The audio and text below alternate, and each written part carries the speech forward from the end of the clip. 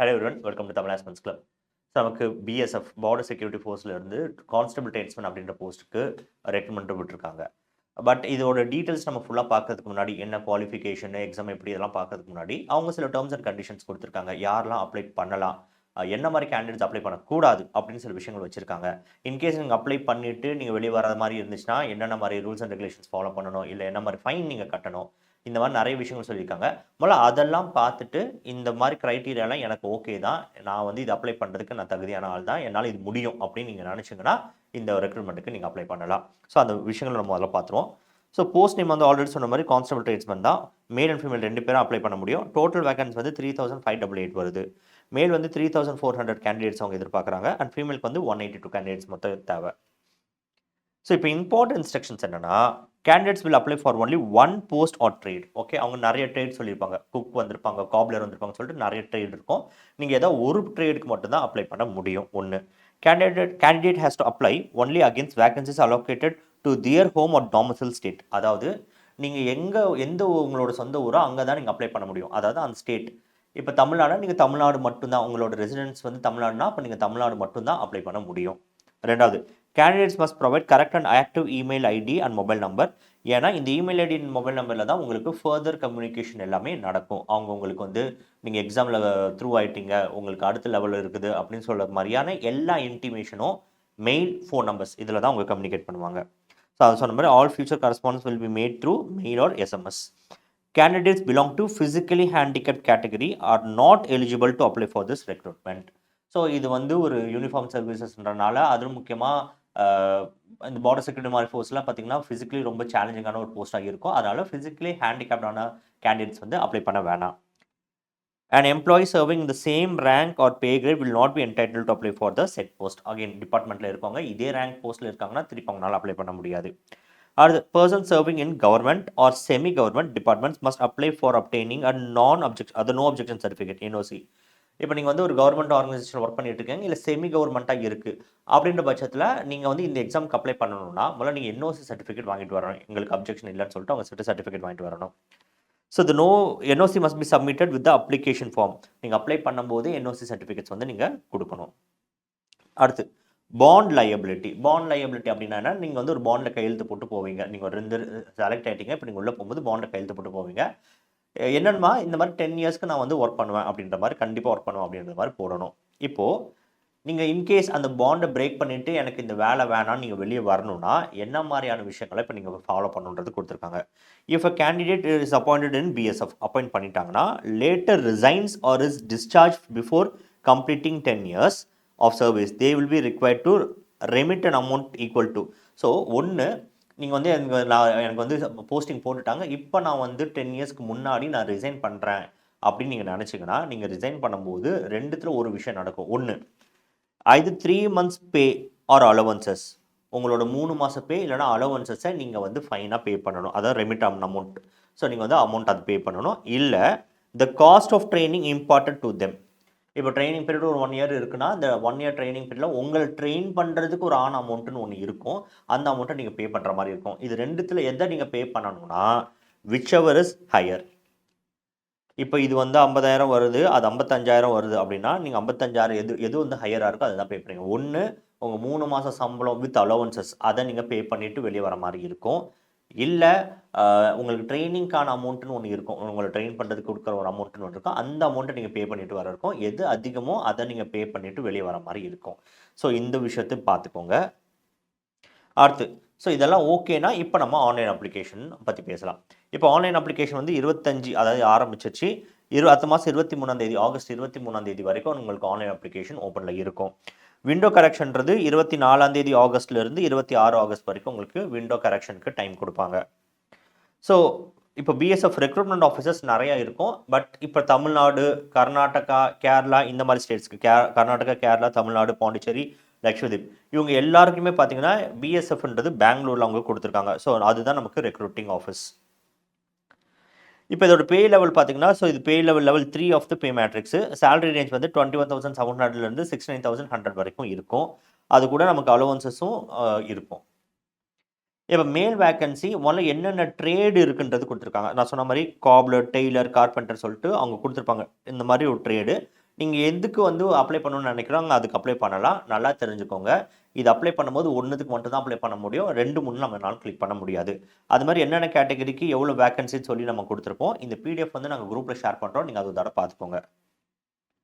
So ஃபீமேலுக்கு அதே மாதிரி list கொடுத்துருப்பாங்க. என்னென்ன கேட்டகரி எவ்வளோ போஸ்ட்னு கொடுத்துருப்பாங்க. அதை நீங்கள் பார்த்துக்கோங்க. ஓகே. இப்போ எலிஜிபிலிட்டி அப்படின்னு பார்த்தீங்கன்னா 18லேருந்து 25 வயசு வரைக்கும் நீங்கள் இருக்கணும். மினிமம் வந்து 18 மேக்ஸிமம் வந்து 25. ரிலாக்ஸேஷன் இருக்குன்னா எஸ். எஸ்சி எஸ்டிக்கு பார்த்தீங்கன்னா 5 இயர்ஸ் வரைக்கும் ரிலாக்ஸேஷன் இருக்குது. மற்ற பேக்வர்ட் கிளாஸஸ்க்கு 3 இயர்ஸ் கிட்ட இருக்குது.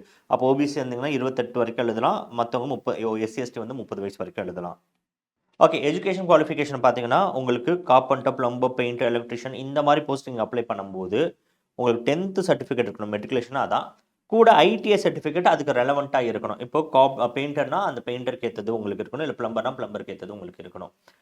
அதே மாதிரி நீங்கள் அந்த cook, waiter, water carrier, waiter, tailor இந்த மாதிரியான போஸ்டிங் நீங்கள் அப்ளை பண்ணுறீங்கன்னா அதே மாதிரி 10th இருக்கணும். அது கூட இன்னொரு சர்டிஃபிகேட் என்எஸ்கியூஎஃப், அதாவது national skill qualifying framework. So இதில் லெவல் 1 கோர்ஸ் நீங்கள் முடிச்சிருக்கணும் என்எஸ்டிசிலேருந்து, national skill development corporation. So அதில் அதுக்கு ஆர் ரெகக்னைஸ்ட் இன்ஸ்டியூட் அதுக்கு இதுக்குள்ளே இருக்கக்கூடிய இன்னொரு இன்ஸ்டியூட்லேருந்து கூட பண்ணியிருக்கலாம். பட் இதுதான் உங்களுக்கான ரிக்வயர்மெண்ட். ஓகே. இப்போ ஃபிசிக்கல் ஸ்டாண்டர்ட்ஸ் கண்டிப்பாக ஃபிசிக்கல் ஸ்டாண்டர்ட்ஸ் வந்து ரொம்ப நம்ம பார்த்தே ஆகணும். இப்போ ஜென்ரல் கேட்டகரிக்கு பார்த்தீங்கன்னா மேல் வந்து 165 சென்டிமீட்டர் இருக்கணும். ஃபீமேல் வந்து பார்த்தீங்கன்னா 155 சென்டிமீட்டர் இருக்கணும். மேலுக்கு செஸ்ட் பார்த்தீங்கன்னா 75 to 80 சென்டிமீட்டர். அது மாதிரி ஒரு கேண்டிடேட்டுக்கும் என்னென்ன இருக்கணும்னு சொல்லிட்டு இங்கே நாங்கள் கொடுத்துருக்கோம். இதை நீங்கள் ஒரு தடவை தெளிவாக பார்த்துட்டு ஃபிசிக்கல் ஸ்டாண்டர்ட்ஸ் மீட் பண்ணுற பட்சத்தில் நீங்கள் பார்த்துக்கோங்க. இப்போ எஸ்டியாக இருக்கோன்னா அதுக்கு தன் க்ரைட்டீரியான்றது மாறும். ஓகே. ஐசைட் சொல்லும்போது 6/6 அதே மாதிரி 6/9 வித்தவுட் கிளாஸஸ். அண்ட் சில டிசபிலிட்டிஸ்ன்றது கண்டிப்பாக அப்ளை பண்ண முடியாது. ஃபார் எக்ஸாம்பிள் நாக்னிஸ் அந்த கால் முடக்கம்னு சொல்லுவாங்க. அது flat foot, varicose vein, squint eyes இது எதுவுமே இருந்துச்சுன்னா நீங்களால் அப்ளை பண்ண முடியாது. இப்போ டாக்குமெண்ட்ஸ் எதுக்கெல்லாம் நம்ம அப்ளை பண்ணோம். ஒன்று என்னோட பர்த் டேட்டு, இதோட குவாலிஃபிகேஷன் காட்டுறதுக்கு 10th சர்டிஃபிகேட் ரொம்ப முக்கியம். ஸோ அதுதான் டேட் ஆஃப் பர்த்தும் குவாலிஃபிகேஷன் காட்டும். அடுத்து உங்களோட கோர்ஸ் சர்டிஃபிகேட் நம்ம சொன்ன மாதிரி ஐடிஐயோ இல்லை என்எஸ்கியூஎஃப் இந்த கரெக்டான சர்டிஃபிகேட்ஸை நீங்கள் வந்து சப்மிட் பண்ணுற மாதிரி இருக்கும். நான் பர்டிகுலர் ட்ரேடு என்னால் அப்ளை பண்ண முடியும்னு சொல்கிறதுக்காக. அப்போ அந்த ரெஸ்பெக்டிவ் ட்ரேடுக்கான ஒரு சர்டிஃபிகேட் நீங்கள் கொடுக்கணும். அடுத்து டாமிசைல் சர்டிஃபிகேட், அதாவது நான் தமிழ்நாடுல வாழக்கூடிய ஒரு நபர் தான் அப்படின்னு சொல்கிறதுக்கான டாமிசைல் சர்டிஃபிகேட் நீங்கள் கொடுக்கணும். அதே மாதிரி கேஸ்ட் சர்டிஃபிகேட், ஏன்னா நீங்கள் வந்து ரிசர்வேஷன் இப்போ எஸ்சி எஸ்டியாக இருக்க பட்சத்தில் இல்லை ஓபிஎஸ்ஸாக இருக்க பட்சத்தில் நீங்கள் கேஸ்ட் சர்டிஃபிகேட் வந்து சப்மிட் பண்ணுற மாதிரி இருக்கணும். ரிலாக்ஸேஷன் சர்டிஃபிகேட், ஃபார் எக்ஸாம்பிள் இப்போ ஏஜோ இல்லை கேட்டகரி பேஸ்ட் ரிலாக்ஸேஷன் நீங்கள் வரும்போது அதுக்கேற்ற மாதிரியான சர்டிஃபிகேட்ஸ் நீங்கள் கொடுக்குற மாதிரி இருக்கும். ஸோ இப்போ செலெக்ஷன் ப்ராசஸில் ஃபஸ்ட்டு ஸ்டேஜ் பார்த்தீங்கன்னா உங்களுக்கு ஃபிசிக்கல் ஸ்டாண்டர்ட் டெஸ்ட்டும் ஃபிசிக்கல் எஃபிஷியன்சி டெஸ்ட்டும் இருக்கும். ஸ்டாண்டர்ட் டெஸ்ட்டில் உங்கள் ஹைட், வெயிட் என்ன அதெல்லாம் செக் பண்ணுவாங்க. எஃபிஷியன்சி டெஸ்ட்டில் பார்த்தீங்கன்னா நீங்கள் 5 கிலோமீட்டர்ஸ் இப்போ ஓடணும் 24 மினிட்ஸில். அதுமாதிரி ஃபீமேல் கேண்டிடேட்டாக இருந்தீங்கன்னா 1.6 கிலோமீட்டர் ஓடணும் 8 மினிட்ஸ் 30 செகண்ட்ஸில். So written examination second stage உங்களுக்கு அதில் வந்து டோட்டல் மார்க்ஸ் 100, டியூரேஷன் வந்து 2 hours. ஈச் சப்ஜெக்ட் பார்த்தீங்கன்னா 25 மார்க்ஸ் இருக்கும். நமக்கு ஜிஎஸ், மேக்ஸ், ரீசனிங், இங்கிலீஷ் அது மாதிரி. ஸோ இதில் வந்து நெகட்டிவ் மார்க் நமக்கு கிடையாது. குவாலிஃபைங் மார்க்ஸ்னு பார்த்தீங்கன்னா நீங்கள் அன்ரிசர்வ்டாக இருக்க பட்சத்தில் அன்ரிசர்வ்டு, இடபிள்யூஎஸ், எக்ஸாமினேஷன் இது எல்லாருமே 35% நீங்கள் ஸ்கோர் பண்ணிங்கன்னா குவாலிஃபைடு. ஓகேவா? அதே மாதிரி 33% வந்து female candidate SC ST categories எடுக்கிறாங்க இல்லை ஓபிசி எடுக்கிறாங்கன்னா அவங்க எல்லாருமே 33% எடுத்தாங்கன்னா குவாலிஃபைடு. எப்படி பார்த்தாலும் நமக்கு வந்து கட் ஆஃப் பேஸ் பண்ணி ரேங்க் பேஸ் பண்ணி தான் நமக்கு வந்து போஸ்டிங் எடுத்து போடுவாங்க. பட் குவாலிஃபை ஆகிறதுக்கு இதுதான் பர்சன்டேஜ். ஸோ ஸ்டேஜ் 3 வந்து document verification. So document verification already பார்த்தது தான். உங்கள் 10th சர்டிஃபிகேட்டு, ஐடிஐ, என்எஸ்கியூஎஃப் இந்த மாதிரி டாக்குமெண்ட்ஸ் நீங்கள் சப்மிட் பண்ணணும். ஸோ எந்த ட்ரேட் நீங்கள் செலக்ட் பண்ணுறீங்களோ அதுக்கேற்ற மாதிரி நீங்கள் சப்மிட் பண்ணணும். இப்போ மெடிக்கல் எக்ஸாமினேஷன் நடக்கும். ஃபார் எக்ஸாம்பிள் இப்போ மெடிக்கல் எக்ஸாமினேஷன் ரொம்ப முக்கியமாக பார்க்க வேணும்னா நீங்கள் கையில் வந்து டேட்டூ பச்சை குத்தி இருக்கீங்கன்னா இப்போ அதுக்கான கண்டிஷன் என்ன? ஸோ நீங்கள் டேட்டு குத்தலாம். பட் அதில் சில க்ரைட்டீரியா இருக்குது. ஃபர்ஸ்ட் அண்ட் ஃபார்மோஸ்ட் என்னென்னா ரிலீஜியஸ் சிம்பிள்ஸாக இருக்குது இல்லை ரிலீஜியஸ் ஃபிகர்ஸாக இருக்குது. அதே மாதிரி இந்த ஆர்மியில் யூஸ் பண்ணக்கூடிய நேம்ஸாக இருக்குதுன்னா இது எல்லாமே நமக்கு பெர்மிட்டட். ஸோ ஏன்னா இங்கே ரிலீஜியஸ் சென்டிமெண்ட்ஸாக அவங்க மதிக்கணும்னு பார்க்குறாங்க. அதனால் ரிலீஜியஸாக இருக்கக்கூடிய டேட்டூஸ் வந்து அவங்க வந்து அக்செப்ட் பண்ணிப்பாங்க. பட் அது எங்கே இருக்குது, என்ன சைஸில் இருக்குன்றதா அடுத்த விஷயம். So tattoo should be on traditional sides of the body like inner aspect of the left forearm. So left ஃபார்ஆர்மோட இன்னர் பார்ட்னா இந்த பக்கத்தில் உங்களுக்கு இருக்கலாம். அதாவது சல்யூட் பண்ணுற கை இல்லாமல் இருக்கணும். அதாவது நான் சல்யூட்டிங் ஆர்ம்னு போட்டிருக்காங்க. ஸோ அப்போ நீங்கள் கை இப்படி வைக்கிறீங்கன்னா இந்த பக்கம் உங்களுக்கு தெரியக்கூடாது. Dorsum of the hands or elsewhere are not allowed. அதாவது இந்த பக்கம் ஃபுல்லாக உங்களுக்கு தெரியக்கூடாது. ஸோ இந்த தெரியாமல் உள்பகுதியில் இருக்குன்னா பிரச்சனை இல்லை. இப்போ டேட்டோட சைஸ் என்னன்னா must be less than 1/4 of the particular part. இப்போ கைக்குள்ளே இருக்குன்னு வச்சுக்கோங்களேன். இதுதான் ஃபுல் ஏரியானா அதில் 1/4 ஏரியாக்குள்ளே அது இருக்கணும். எல்போவோ ஹேண்டோ அந்த இடத்துல 1/4க்குள்ளே அந்த டேட்டூ இருந்துச்சுன்னா இட்ஸ் நாட் அ ப்ராப்ளம். சரி, இப்போ டேட்டூ எதுக்கு இருக்கணும், அந்த டேட்டூவை நான் ரிமூவ் பண்ணிடுறேன் அப்படின்னு நீங்கள் பார்த்தீங்கன்னா அதில் ஒரு சின்ன ப்ராப்ளம் இருக்குது. நீங்கள் டேட்டூவை ரிமூவ் பண்ணுற பட்சத்தில் அந்த டேட்டூவை நாங்கள் பார்க்க மாட்டாங்க, அதை ஸ்காராக பார்ப்பாங்க, அதாவது தழும்பாக தான் அவங்க பார்ப்பாங்கன்னு சொல்லிட்டாங்க. ஸோ இந்த மாதிரி நீங்கள் டேட்டூ ரிமூவல் நீங்கள் ட்ரை பண்ணியிருந்தீங்கன்னா அது வந்து ஸ்காராக பார்ப்பாங்க. எழுத முடியுமான முடியும். Such candidates will be permitted to undergo the recruitment process with approval of the presiding officer. அங்கே இருக்க ஆஃபீஸரோட பெர்மிஷனோட நீங்கள் எடுக்கலாம். Resulting scar will be review during detail medical examination. So TV முடிஞ்சு டீட்டெயில் மெடிக்கல் எக்ஸாமினேஷன் வரும்போது அந்த ஸ்காரோட தன்மை என்னன்னு பார்த்துட்டு அப்போ அங்கே மெடிக்கல் ஆஃபீஸர் என்ன சொல்கிறாரோ அதுதான் ஃபைனல் கால். அடுத்து எக்கனாமிக்கலி வீக்கர் செக்ஷனில் நீங்கள் இருக்கீங்கன்னா அதுக்கு அர்த்தம் என்னென்னா 8 lakhsக்கு கம்மியாக நீங்கள் வந்து ஆனுவல் சேலரி வச்சுருக்கணும், ஆனுவல் இன்கம் அப்படின்றது. ஸோ அப்படி இருந்தீங்கன்னா நீங்கள் ரிசர்வேஷனுக்கு எலிஜிபிளாக இருப்பீங்க. அதுக்கு நீங்கள் இன்கம் அண்ட் அசட் சர்டிஃபிகேட்ன்றது சப்மிட் பண்ணணும். ஸோ இது வந்து அனெக்ஷர் 8(7) கொடுத்துருக்காங்க. இதோட டாக்குமெண்ட்ஸ் வந்து நாங்கள் டெலிகிராம் குரூப்பில் ஷேர் பண்ணுறோம். அதோட லிங்க் வந்து நாங்கள் டிஸ்கிரிப்ஷன் கொடுத்துருக்கோம். நீங்கள் மறக்காமல் ஜாயின் பண்ணிக்கோங்க. ஓகே, இப்போ நம்ம இதில் எப்போ அப்லோட் பண்ண போகிறோம்னா இந்த வெப்சைட்டில் தான். ஸோ இந்த வெப்சைட்டோட லிங்க்கும் நாங்கள் ஷேர் பண்ணுறோம். நீங்கள் ஒரு தடவை பார்த்துக்கோங்க. இந்த டாக்குமெண்ட்ஸ் எல்லாமே நாங்கள் வந்து டெலிகிராம் குரூப்பில் ஷேர் பண்ணியிருப்போம். ஓகே, இப்போ இந்த எக்ஸாம்ஸ்க்கு ப்ரிப்பேர் ஆகுறதுக்கு நம்ம தமிழ் ஆஸ்பிரண்ட்ஸ் கிளப்ல இருந்து கோர்சஸ் நாங்கள் லான்ச் பண்ணியிருக்கோம். ஸோ இந்த கம்ப்ளீட் கோர்ஸ் அப்படின்னு பார்த்தீங்கன்னா SSC, RRB, defence, IPSC, IO இந்த மாதிரி எல்லா எக்ஸாம்ஸ்க்கும் கேட்டர் பண்ணுற மாதிரி மேக்ஸ், ரீசனிங், இங்கிலீஷ், ஜிஎஸ் இந்த ஏரியாஸ் எல்லாமே நாங்கள் டார்கெட் பண்ணி ஒரு கோர்ஸ்ன்றது நாங்கள் ப்ரிப்பேர் பண்ணியிருக்கோம். இந்த கோர்ஸ் உங்களுக்கு கண்டிப்பாக யூஸ்ஃபுல்லாக இருக்கும். இல்லை எனக்கு ஃபுல் கோர்ஸ் வேணாம், நான் ஆல்ரெடி ஒரு அளவுக்கு ப்ரிப்பேர் பண்ணியிருக்கேன், எனக்கு 2-3 டாபிக் தான், எனக்கு 2-3 சப்ஜெக்ட் தான் எனக்கு வந்து கன்ஃபியூஷனாக இருக்குது, இல்லை அதுதான் ப்ராப்ளமாக இருக்குன்னா காம்போ கோர்ஸஸும் நீங்கள் வாங்கிக்கலாம். மேக்ஸ் இங்கிலீஷும் சேர்ந்த மாதிரி, இங்கிலீஷும் ஜிஎஸும் சேர்ந்த மாதிரி, இல்லை மேக்ஸ் அண்ட் ஜிஎஸ் சேர்ந்த மாதிரி நீங்கள் காம்போவில் வாங்கிக்கலாம். இல்லை ஒரே ஒரு கோர்ஸ் தான் எனக்கு தேவை, வெறும் இங்கிலீஷ் தான் தேவை, இல்லை வெறும் மேக்ஸ் அண்ட் ரீசனிங் தேவை தானா நீங்கள் அதுக்கேற்ற மாதிரியும் பர்ச்சேஸ் பண்ணிக்கலாம்.